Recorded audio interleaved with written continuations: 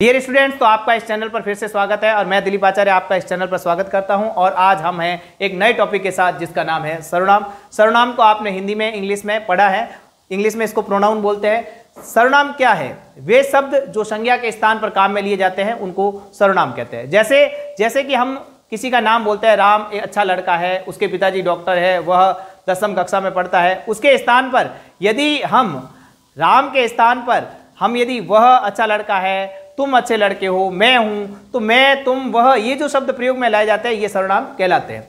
तो आज हम पढ़ेंगे सर्वनाम के बारे में। तो सर्वनाम भी 3 प्रकार के हैं इसमें। जैसे पहले प्रथम पुरुष के लिए सर्वनाम, फिर मध्यम पुरुष के सर्वनाम, फिर उत्तम पुरुष के सर्वनाम। जो थर्ड पर्सन के लिए काम में लाए जाते हैं, जैसे यह, वह, यह, ये दोनों, ये सब, वह, वे दोनों, वे सब, ये थर्ड पर्सन के लिए जिसको हम प्रथम पुरुष कहते हैं। और फिर आता है मध्यम पुरुष के लिए तुम दोनों और तुम सब। और फिर उत्तम पुरुष के लिए आते हैं, उत्तम पुरुष के लिए मैं, हम दोनों और हम सब। तो ये 3 प्रकार के जो सर्वनाम होते हैं उसको हम पढ़ेंगे। तो 1 बाय 1 अलग अलग है और उसको पढ़ेंगे और याद करेंगे। और इन्हें याद किए बिना हमें वाक्य निर्माण में बहुत दिक्कत आती है। इसलिए पहले वाक्य निर्माण सीखने से पहले हमें सर्वनाम को पढ़ना बहुत ही जरूरी है। तो हम पहला शब्द पढ़ते हैं, तत्शब्द। तत्शब्द का जो अर्थ होता है वह होता है शह, तत् यानी वह। इसके जो शब्द पुल्लिंग में बनेंगे शह, तऊ, ते, जिसका अर्थ होता है वह, वे दोनों, वे सब। ये किसके लिए? पुल्लिंग, पुरुष जाति के लिए प्रयोग में लाए जाएंगे, वह, वे दोनों और वे सब। स्त्रीलिंग के लिए वर्ड है सा, ते, तहा। इसका भी मीनिंग वही रहेगा, वह, वे दोनों और वे सब। और नपुंसकलिंग चीज जो नॉन लिविंग थिंग्स है उनके लिए जो वर्ड यूज किए जाएंगे वह तत्, ते और तानी। इसका भी अर्थ यही है, वह, वे दोनों और वे सब। अब जिस प्रकार का वाक्य बनाएंगे उसके लिए जिस तरह का शब्द की आवश्यकता होगी वो इसी शब्द को हम यहाँ से उठाएंगे और इसलिए ये शब्दों को याद करना बहुत जरूरी है। तत् शब्द जब आपको याद हो जाते हैं तो उसके बाद आपको दूसरा शब्द जो याद करना है वो है एतत् शब्द। एतत् का अर्थ, तत् का अर्थ वह से होता है, तो एतत् का अर्थ यह से होता है। तो यहाँ पे एसह, एतौ, एते अर्थात यह, ये दोनों और ये सब।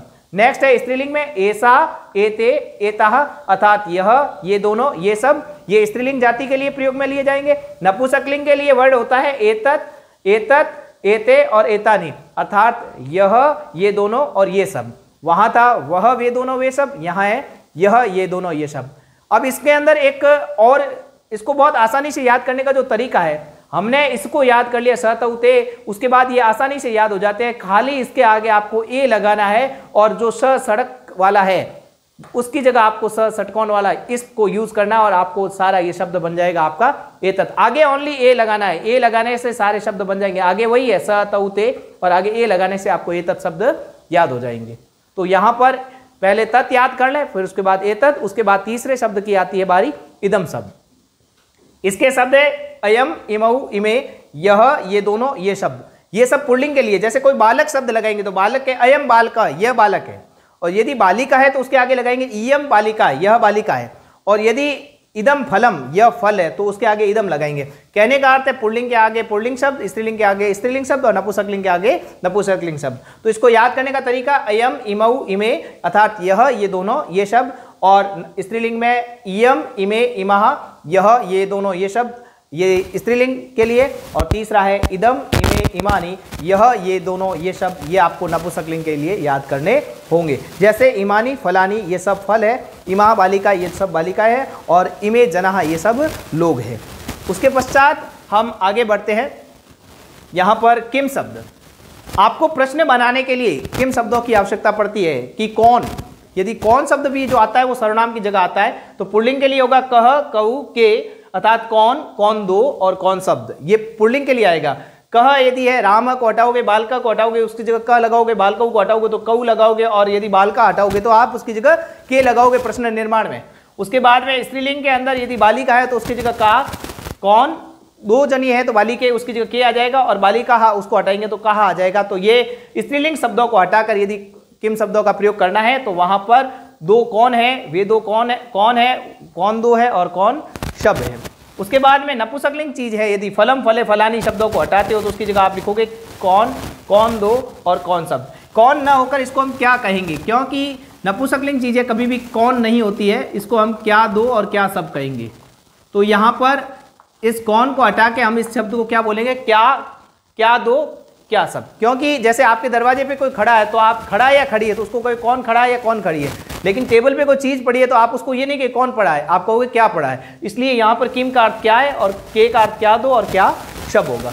उसके बाद में यत शब्द बहुत कम प्रयोग में आते हैं, लेकिन इसको भी याद करना भी जरूरी है। यह, यऊ, ये, जैसे आपने इसको याद किया था श तऊ ते, सा ते ता, तत्ते ता नी, उसी प्रकार यह, यऊ, ये, या, ये, यह और यत, ये, यानी जिसका अर्थ होता है जो दोनों, जो शब्द, और वापस स्त्रीलिंग में भी जो दोनों और जो शब्द, जिसके लिए या, ये और यह है, और नपुंसकलिंग में यत, ये, यानी जिसका भी अर्थ है जो दोनों और जो शब्द। इसके बाद ये जितने भी हमने शब्द पढ़े अभी तक, ये सारे प्रथम पुरुष के शब्द थे। अब हम आते हैं मध्यम पुरुष और उत्तम पुरुष। तो उत्तम पुरुष के लिए अस्मत् शब्द है, जिसको कहते हैं मैं, हम दोनों और हम शब्द। अब यार कोई भी नपुंसकलिंग चीज है वो तो खुद बोलेगी नहीं कि मैं, हम दोनों, हम सब, इसलिए, और जो लड़का है वो भी बोलेगा मैं, हम दोनों, हम सब, और लड़कियां होगी वो भी बोलेगी मैं और हम दोनों, हम सब। मैं, जो आप हिंदी में भी बोलते हो तो लड़की भी मैं बोलती है, लड़का भी मैं बोलता है। इंग्लिश में भी यदि आप लड़का या लड़की दोनों अपने लिए आई का यूज करते हैं, तुम्हारे के लिए यू का यूज करते हैं, तो यहाँ पे भी संस्कृत में वही बात है। तो मैं स्त्रीलिंग और पुल्लिंग के लिए एक ही लाइन है, और वह है अहम, आवाम, वयम। अहम का अर्थ होता है मैं, आवाम का अर्थ हम दोनों, और वयम का अर्थ होता है हम सब।